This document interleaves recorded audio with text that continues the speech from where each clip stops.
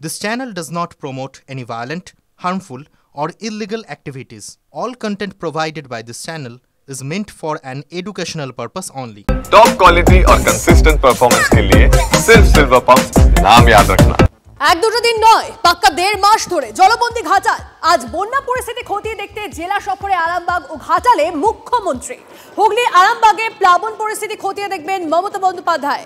জেলা প্রশাসন সূত্রে খবর, বন্যা কবলিত এলাকা পরিদর্শনের পাশাপাশি তিনি কামারপুকুর শ্রীরামকৃষ্ণ মঠ ও মিশনের একটি অনুষ্ঠানেও যোগ দেবেন। আর ঠিক কি কি কর্মসূচি রয়েছে সমস্তটা নিয়ে কথা বলবো আমাদের প্রতিনিধি তন্ময় আমাদের সঙ্গে রয়েছেন সরাসরি। তন্ময়, এই মুহূর্তে আশেপাশে কি পরিস্থিতি হয়ে রয়েছে সেটা তোমার মাধ্যমে একটু জানার চেষ্টা করবো, এবং মুখ্যমন্ত্রী মমতা বন্দ্যোপাধ্যায় তিনি সরেজমিনে যাচ্ছেন, তার কি কি কর্মসূচি রয়েছে?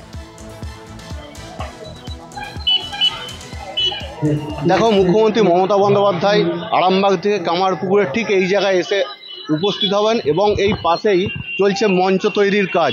আমরা একটু দেখাবো ছবিটা। এখানে মঞ্চ তৈরির কাজ চলছে, জোর কদমে কাজ চলছে, খুব তৎপরতার সঙ্গে চলছে, এখনও সম্পন্ন হয়নি। কিন্তু এখানেই মুখ্যমন্ত্রী মমতা বন্দ্যোপাধ্যায় আরামবাগ থেকে এসে এইখানেই নামবেন এবং এই মঞ্চ থেকে শ্রীরামকৃষ্ণ মঠ আছে কামারপুকুরে, ওই মঠের 2টি প্রকল্পের এখান থেকে শিলান্যাস করবেন। তারপরে এই আমার ডান দিকে ঘাটাল রোড, এই দিকে কিন্তু ঘাটালের উদ্দেশ্যে রওনা দেবেন। মুখ্যমন্ত্রী কামারপুকুরে আসার পথে আরামবাগের যে মুন্ডেশ্বরী নদী পড়ছে, অন্যদিকে পুরসুরায় যে দামোদর নদী পড়ছে, এখানেও নামতে পারেন। একটু বিশেষ সূত্রে জানা যাচ্ছে যে ওইখান থেকেই হয়তো বন্যা কবলিত এলাকাগুলি দেখবেন। এবং এই যে ডিবিসি ছাড়া জল যে দামোদর নদী দিয়ে আসে এবং মুন্ডেশ্বরী দিয়ে আসে, এই ব্রিজ থেকেই তিনি দেখতে পারেন যে জলের পরিমাণ কতটা আছে। অন্যদিকে মুখ্যমন্ত্রীর যাত্রাপথ হিসাবে আরামবাগ সোজা, আরামবাগের মায়াপুর থেকে আরামবাগ সোজা ঢুকতে পারেন, অথবা মুখ্যমন্ত্রীর যাত্রাপথ আরেকটি তৈরি রাখা হয়েছে। আরামবাগের মায়াপুর থেকে ডান দিকে পাণ্ডুগ্রাম হয়ে মনসাতলা থেকে 24 নম্বর রুট দিয়ে আরামবাগ, তারপরে তিনি আরামবাগের দ্বারকেশ্বর নদের রামকৃষ্ণ সেতু পেরিয়ে এই কামারপুকুরে আসবেন। আমরা পেয়ে গেছি। কতটা কাজ চলছে এখন পুরোদমে কাজ চলছে। আমাদের যেহেতু দলনেত্রী বাংলার মুখ্যমন্ত্রী মমতা বন্দ্যোপাধ্যায় কিছুক্ষণ পরে এখানে আসবেন, তার জন্য আমাদের বোঝা যাচ্ছে, আমাদের নজর থাকবে। ধন্যবাদ।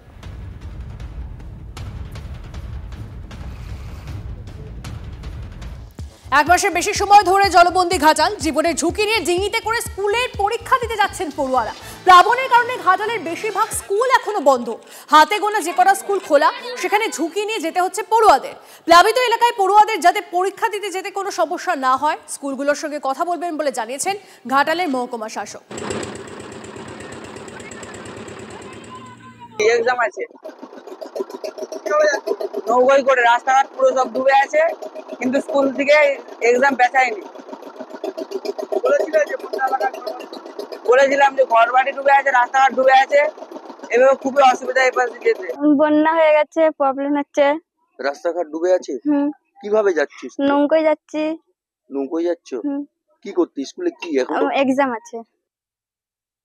আমাদের বন্যায় খুবই সমস্যা, আর ক্লাব গুলোকে না টাকা দিয়ে আমাদের রাস্তাঘাট এগুলো ঠিক মতন করে দিলে পরে, বা এই যে আমরা 2 মাস 3 মাস ডুবে আছি, এইগুলোর যদি সমস্যাগুলো সুরাহা করে দেয় আমাদের খুবই ভালো হয়। বন্যা স্কুল ডুবে আছে, রাস্তাঘাট নাই, তো ক্লাবগুলোকে 1,10,000 না দিয়ে আমাদের স্কুল রাস্তাঘাটগুলো করলে ভালো হতো, আমাদের উন্নত হতো। আরো ক্লাবের যা পয়সা আছে তারা পুজো করবে, না নিয়ে এসে করবেন।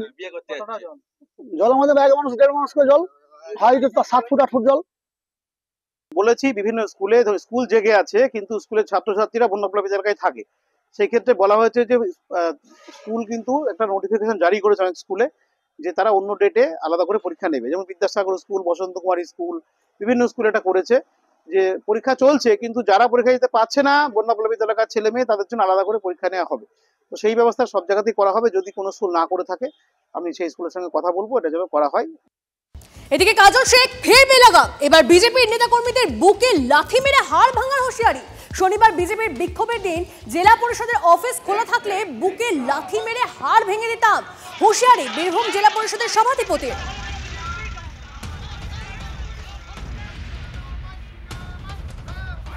তোমাদের বাবার ভাগ্য ভালো, সেই দিন জেলা পরিষদ অফিস বন্ধ ছিল। না হলে যখন তোমরা মমতা বন্দ্যোপাধ্যায়ের মুখে কালি লেপেছিলে, ওই সময় যদি আমি প্রেজেন্ট থাকতাম, ওই সময়ে যদি জেলা পরিষদ চালু থাকতো, ওর বুকে লেটিয়ে হাড়গুলো আমি ভেঙে দিতাম। তিলপাড়া বাঁধ সংস্কারে দুর্নীতির অভিযোগ তুলে শনিবার বিক্ষোভ দেখায় বিজেপি। ব্যারাজ সংস্কারের দাবিতে বীরভূমের জেলা শাসকের বাংলোর সামনে বিক্ষোভ দেখান বিজেপি নেতাকর্মীরা। সরকারি বিজ্ঞাপনে কালি লেপে দেন বিজেপির নেতাকর্মীরা। আর তারই প্রতিবাদে কীর্ণাহারে তৃণমূলের প্রতিবাদ ও ধিক্কার মিছিল থেকে বিজেপিকে আক্রমণ কাজল শেখের।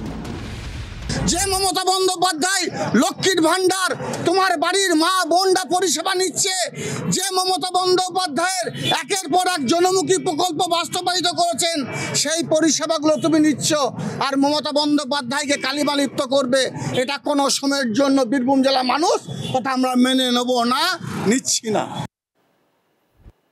আর এরই পাল্টা কাজলকে কটাক্ষ বিজেপির।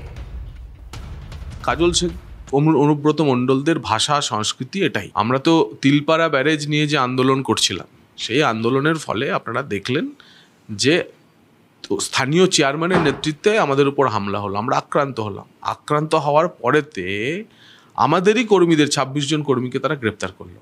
তো তৃণমূলের পুলিশ, তৃণমূলের নেতা বীরভূমের বিশেষ করে হলে তারা এই ভাষাতেই কথা বলবে, কিন্তু বীরভূমের মানুষ নিশ্চিত করে ফেলেছে তৃণমূল কংগ্রেসকে 26শে নির্বাচনে বীরভূম থেকেই উচিত শিক্ষা দেবে।